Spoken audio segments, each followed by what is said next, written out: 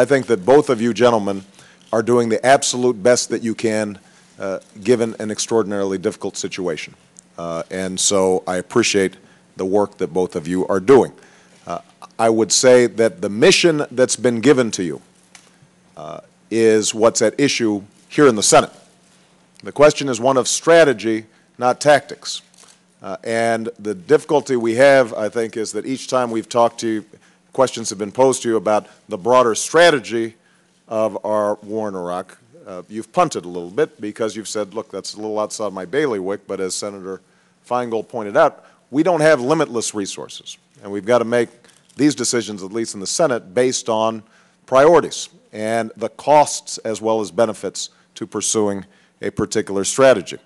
I have to say, and this hasn't been commented on, I think that we should not have had this discussion on 9/11 or 9/10 or 9/12, because I think it perpetuates this notion that somehow the original decision to go into Iraq was directly related to the attacks on 9/11.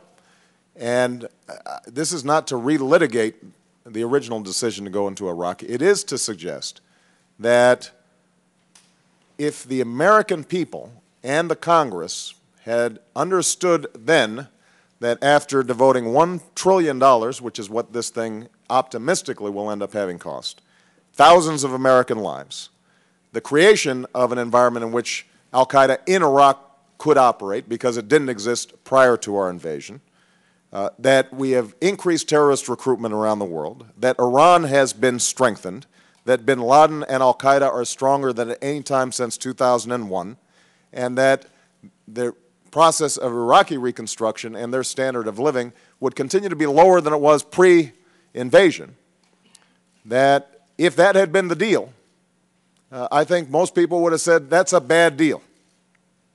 That does not make sense. That does not serve the United States' strategic interests.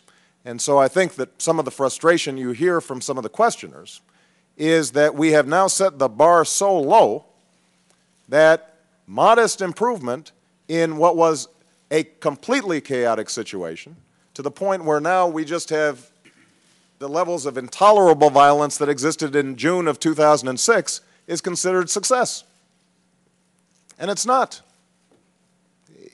This continues to be a disastrous foreign policy mistake. And we are now confronted with the question, how do we clean up the mess and make the best out of a situation in which there are no good options? There are bad options and worse options. And this is not a criticism of either of you, gentlemen. This is a criticism of this President and the administration, which has set a mission for the military and for our diplomatic forces that is extraordinarily difficult now to achieve.